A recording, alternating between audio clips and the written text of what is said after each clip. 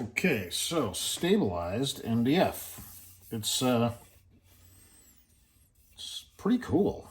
It's not as heavy as plastic, but pretty close. Seems to machines dusty, so it doesn't make a chip. But it definitely has a plastic feel to it. Let's see if we can melt it with some lacquer thinner. That's when you find out when you have cuts.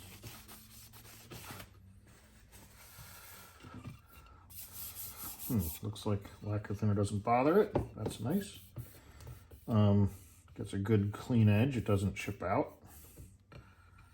Can machine it pretty fast. Supposedly it's waterproof. Let's put some water and see what happens.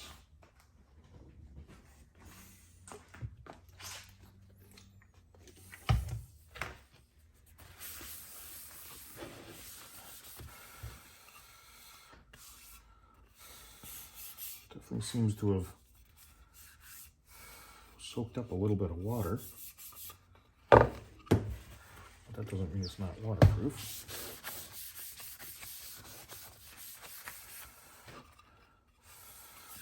Yeah, pretty nice. I think this is stuff that might be useful.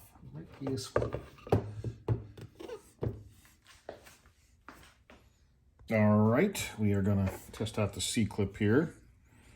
Those are gonna be bolts, not pins, but I think it depends on how much clearance I put in these holes, but that's a pretty nice clip. That's not gonna pop out on its own, but it's not gonna take too much force. So far so good. We'll see what it's like once we sandwich it between the two mounting braces. All right, here goes. Looks sort of like what the, put some inserts in there so that they would have threads to hold into. Got that screwed together and gotta find the bearing. Here we go. Yeah, I'd say that's a little on the tight side. But better too tight, easier to loosen up later. So I think I got, surprisingly, yeah, that's a good, doesn't touch the inner race. I think we got lucky. It's a nice design so far. All right, first mock up here. There's where the motor's gonna sit. Belt will be about here. And I think that's gonna mean that we're gonna make this shorter. There's the hole that mounts to the thing. So I think we'll move this whole thing in maybe 6 inches, 8 inches, something like that. Move this baby back to here. Something more like that. Cut it off here.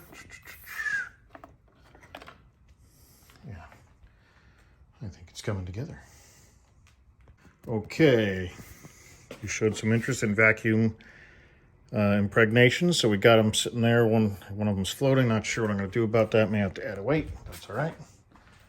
I think we're good there. We got the vacuum chamber sealed. Start this baby up.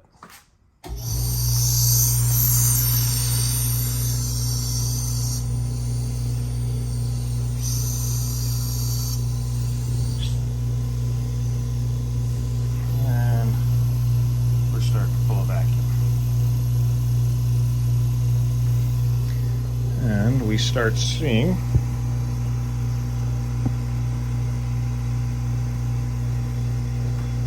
air coming out.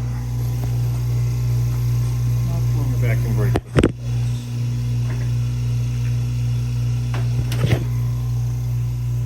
Something's leaking.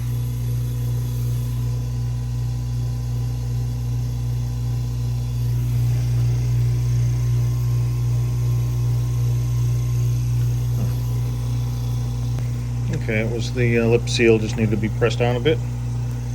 You can definitely see air is coming out. That's after about 2 minutes. Still plenty of air coming out. What's for dinner?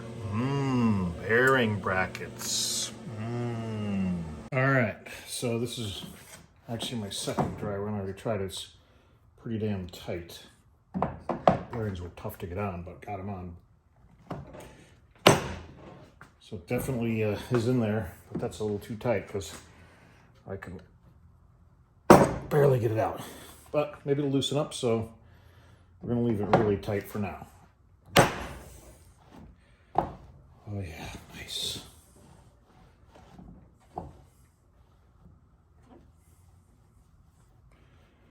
Don't see a lot of run out in the end, that's good. That means the carbon fiber was reasonably straight, that's good. All right, so I just machined the pulley and I think I got it to spec. And certainly it definitely will hold a lot of torque, so I'm not worried about this at all. This really works great. And I'm surprised because the acetal is very slippery, but certainly not with this rubber belt, that's for sure. Okay, did anyone guess this approach to how to make this part? So first I machined this side with the taper on it, and I made it a tight fit on the shaft, and now I will use the shaft, even though there's not a very tight fit. It's enough for me to just take a very light coats and cut this back to the place where I want it. Okay, well, we have a pulley, a large pulley.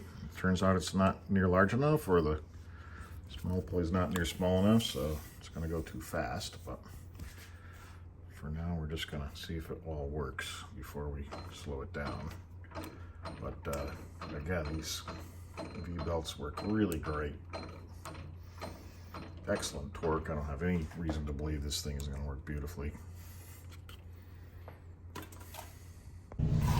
All right, so here we go. We got the wedge lock in there. Now we got to split that and then make the ring that pushes the wedge lock in there. And let's see if it works. Okay, well, the aluminum ring is made and the screws seem to work out good. So the idea is that presses that, you can see that taper, it presses the taper in and causes this to shrink once I split this. So next and last step is to split the taper plug. All right, it's running. Got a servo belt vibration here, but I'm not sure that's what matters. Very smooth, way too fast. Probably, I think I calculated it's about 1400 RPM. It should be about 1000, so. But shaft is pretty true, not perfectly true, but certainly better than the other one. So far so good, huh? This thing seems to be working great. Just tighten up the screws a little bit and it locks right on the shaft, so cool. Okay, not great, not terrible. And of course the speed's super high, so the fact that it runs at super high speed is pretty good, but got a little bit of wobble in there that I'm not happy with. All in all though, I think once we slow it down a little bit, it's pretty quiet, pretty smooth, and certainly a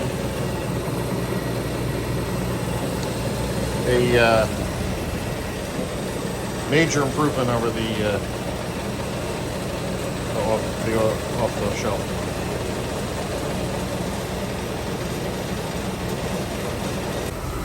So I'm not sure why, but that side, even at this 1400 RPM versus 900, is super smooth. So I'm wondering if the force of the belt not being central is what allowed this end to be less stable. Because this bearing is tight now too. Bearings are warm. Yeah, this is, I don't know if you can see it in the video, but it's remarkably stable. In fact, let's do this. I'll send you slow-mo. Okay. We will, hopefully we're catching the slow-mo.